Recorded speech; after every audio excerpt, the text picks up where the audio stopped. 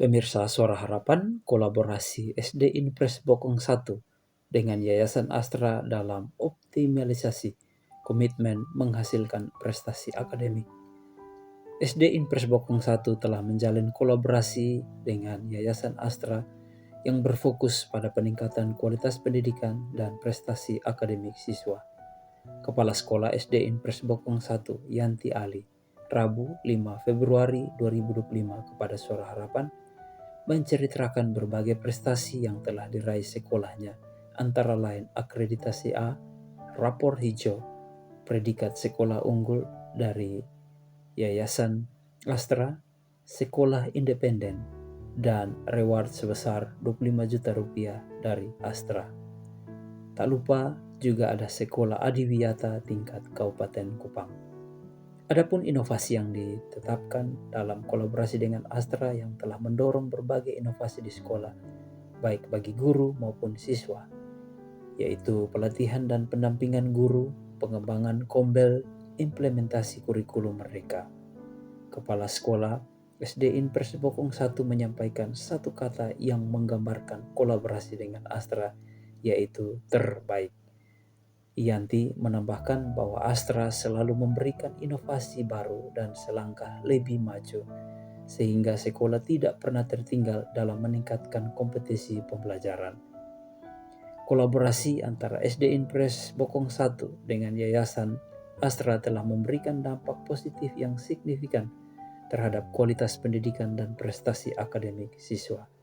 Inovasi-inovasi yang diterapkan, dukungan dari komite sekolah, dan komitmen dari semua pihak terkait menjadi kunci keberhasilan kolaborasi di SD Inpres Bokong 1. Selengkapnya klik di www.majalahsuaraharapan.com.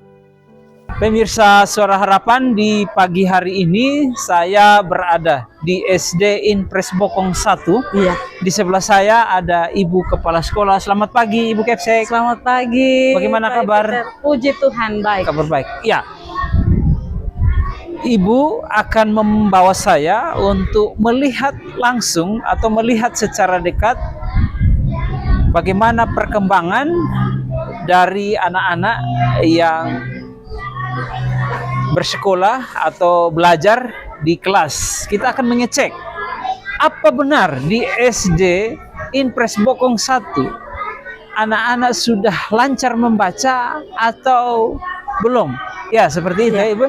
Benar sekali, Pak. Menurut Ibu, anak-anak yang sekolah di bawah kepemimpinan Ibu, mereka sudah bisa membaca, sudah lancar? Iya, menurut pengamatan saya, mereka semua sudah hampir lancar membaca. Itu dari kelas berapa saja yang? Kalau dari kelas 2 sampai dengan kelas 6 sudah hampir semua. Ya, berarti kalau di kelas 3, 4, 5, 6 itu sudah lancar? Sudah lancar. Nah, Ibu akan bawa saya ke kelas berapa? Baik, kita coba mulai dari yang tengah di fase B. Fase B. Kebetulan di depan sini ada kelas 4A, jadi kita boleh masuk ke sini. Setelah itu kita bisa rolling ke tempat kelas yang lain. Ya, Ibu akan membawa kita berkeliling untuk melihat langsung apakah generasi emas di sini sudah membaca dengan baik atau belum. Oke, silakan Ibu. Mari. Siapa wartawan itu? Mungkin kamu sering melihat ayah membaca surat kabar setiap pagi. Apakah kamu tahu siapa yang membuatnya? Bukan insinyur atau dokter, tetapi wartawan. Yap, orang yang membuat berita pada surat kabar itu disebut wartawan. Masing-masing tokoh pemimpin Indonesia memiliki kelebihan dan kekurangan.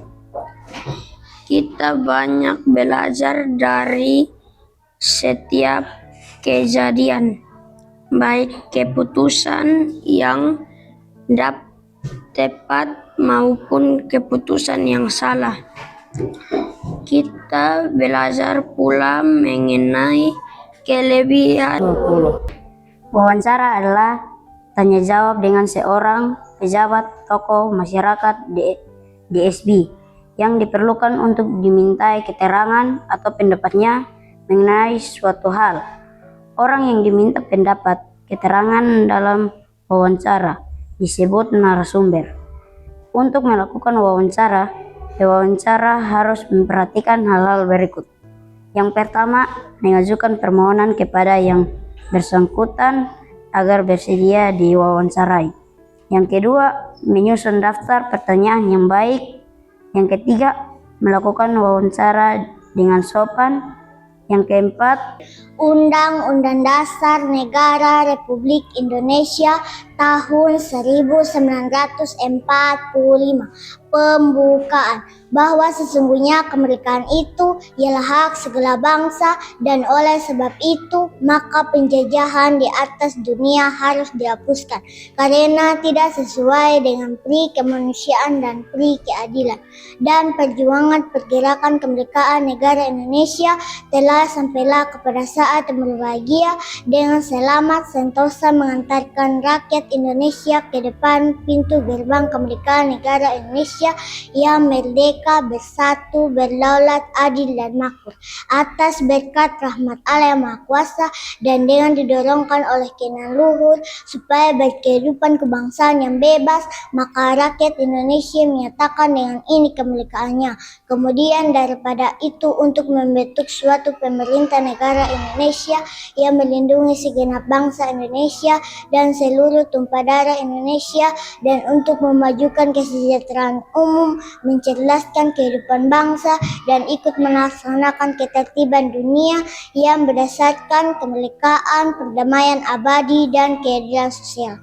Maka disusunlah kemerdekaan kebangsaan Indonesia itu dalam suatu Undang-Undang Dasar Negara Indonesia yang terbentuk dalam suatu susunan negara Republik Indonesia yang berkedaulatan rakyat dengan berdasarkan kepada ketuhanan yang Maha Esa, kemanusiaan yang adil dan beradab, persatuan Indonesia, dan kerakyatan yang dipimpin oleh hikmat kebijaksanaan dalam permusyawaratan perwakilan serta dengan mewujudkan suatu keadilan sosial bagi seluruh rakyat Indonesia.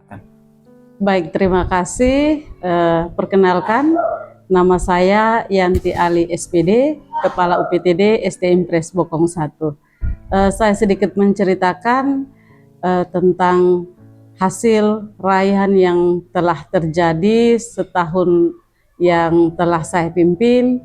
Ya, puji Tuhan, dengan sekolah kami yang terakreditasi A, dan kami juga memiliki rapot hijau, dan di situ kami juga disebut dengan sekolah unggul oleh pihak YPA Astra, dan kami diberikan reward juga, puji Tuhan, sebesar 25 juta. Dari reward itu kami diberi kesempatan untuk mengelolanya demi perkembangan peserta didik dan juga sekolah kami ini. Dan juga di situ kami menjadi sekolah adiwiyata tingkat kabupaten. Ini yang menjadi kebanggaan kami, sehingga kami juga merasa senang bekerja sama dengan pihak YPA MDR Astra. Inovasi-inovasi apa saja yang sudah diterapkan melalui kolaborasi dengan Astra di sekolah Ibu? Baik, kalau inovasi cukup banyak, tidak saja kepada guru, tetapi juga diimbaskan kepada peserta didik. Kalau kami, para guru itu kami dilatih, kami didampingi, mulai dari tugas pokok kami, persiapan kami, sampai dengan kinerja kami. Setelah itu, kami boleh melakukan itu di dalam setiap proses pembelajaran. Contoh salah satu, kami selalu didampingi mulai dari pengerjaan PMM dulu. Itu kami didampingi dari Undana, sehingga kami tidak ada terlambat. Kami selalu update dengan perkembangan yang sekarang ini diganti dengan rumah pendidikan atau GTK itu. Yang berikut pembiasaan yang kami lakukan setelah itu, kami punya kombel. Jadi kombel itu kami aktifkan itu sudah 1 tahun kemarin, dan puji Tuhan kalau kami membutuhkan sertifikat, kami memang memiliki pembel yang resmi dan kami dapat sertifikatnya dari kegiatan tersebut. Jadi tidak susah lagi untuk kami punya sertifikat dari hasil pekerjaan kita begitu. Penerapan kurikulum merdeka di SD Impres Bokong 1 ini seperti apa? Iya, kalau penerapannya sudah sejauh ini semua kelas sudah terlaksana kurikulum merdeka dan sampai saat ini fasilitas dan juga buku-buku sudah memadai. Kami berharap untuk kedepannya tidak lagi kami kesulitan dalam pengerjaan e-rapotnya itu saja. Tetapi sejauh ini semua sudah berjalan dengan baik. Ibu Kepsek, satu kata untuk kolaborasi dengan Astra. Silakan, satu kata. Astra terbaik, selalu memberikan inovasi baru, selangkah lebih maju, sehingga kami tidak pernah terbelakang tetapi terdepan, terupdate dalam meningkatkan kompetisi pembelajaran di sekolah kami. Kalau kami di sini punya pembiasaan itu adalah setiap apel pagi kami selalu menerapkan pembiasaan untuk setiap fase. Fase A itu adalah hafalan A sampai Z, fase B pengucapan Pancasila, dan fase C Undang-Undang Dasar. Itu menjadi pembiasaan kami di setiap pagi kita apel. Dan puji Tuhan punya dampak yang luar biasa. Bahkan ada kelas fase B yang memang sudah lancar mengucapkan Undang-Undang Dasar tanpa teks. Perkenalkan, nama saya Ibu Matilda Baun. Saya dipercayakan di tempat ini menjadi bendahara komite. Mungkin perjalanan kami baru beberapa bulan saja dan perpanjangan tangan dari komite yang lama. Jadi saya dipercayakan menjadi bendahara, dan di sini kesempatan yang saya peroleh karena ketua komite berhalangan, jadi saya diminta untuk mewakili komite dalam hal ini saya sebagai bendahara. Terima kasih untuk pertanyaan yang saya terima, bahwa dalam hal ini kerjasama antara komite dengan pihak sekolah dalam beberapa bulan ini mungkin sudah 1 semester kami berkolaborasi di dalamnya. Ada beberapa hal yang sudah dikerjakan oleh komite. Dalam barat ini ada beberapa program yang sudah berjalan dan meneruskan beberapa program yang dari komite yang lama kami sudah mengerjakannya, dan pada tahap ini pun ada beberapa program lagi yang sementara akan dikerjakan ke depan, dan kami juga sangat bersyukur bahwa ada kerjasama yang baik dari pihak sekolah, bahkan juga dari orang tua di tempat ini, dari wali murid yang juga mendukung kegiatan komite dalam beberapa bulan ini. Pesan dari saya secara pribadi dan atas nama Badan Pengurus Komite, mungkin kinerja daripada sekolah sudah cukup bagus, tapi dalam hal ini mungkin ditingkatkan lagi program-program yang mendukung setiap keberlangsungan pendidikan yang ada di tempat ini, sehingga untuk mempertahankan kinerja rapot hijau dalam hal ini SD Impres Bokong 1 sudah termasuk dalam sekolah unggul. Perkenalkan, nama saya Bait Saida Sofia Suki.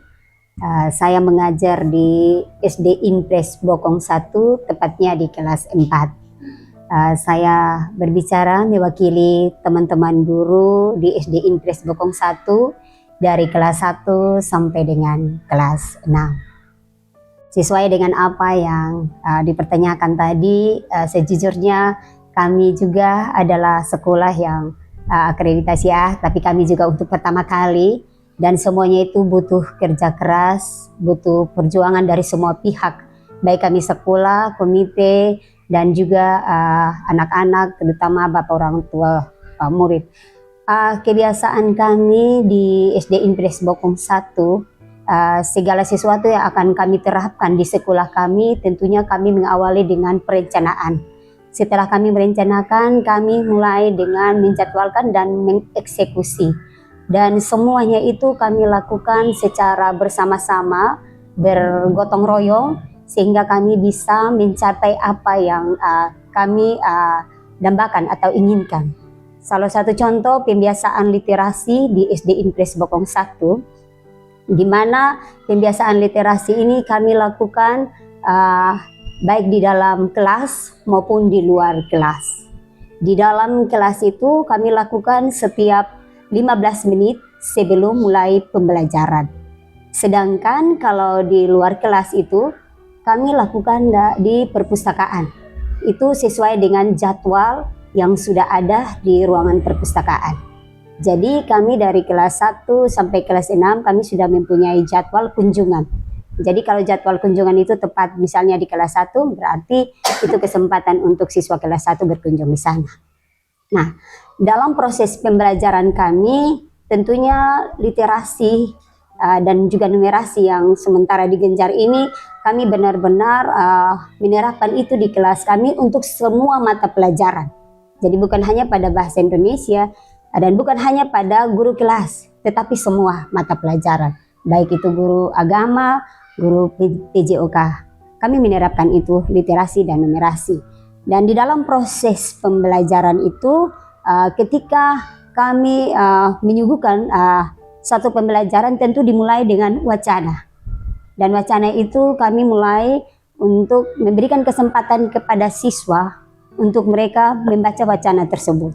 Kemudian kami meminta salah satu siswa, kami menunjuk salah satu siswa untuk mencoba membaca dengan suara nyaring. Dari situ kami hanya ingin mengetahui bagaimana kemampuan mereka dalam menggunakan tanda baca itu. Dan setelah itu kami meminta mereka untuk menceritakan kembali apa wacana tersebut, isi wacana tersebut. Setelah mereka menceritakan kembali, barulah kami membiasakan untuk kami mengaitkan dengan konteks kehidupan sehari-hari sesuai dengan isi wacana itu. Kemudian kami mulai menerapkan dalam proses KBM yang berjalan seperti biasa. Nah, setelah di dalam proses pembelajaran itu tentunya diakhiri dengan yang namanya asesmen yang paling akhir, yaitu penilaian hasil belajar.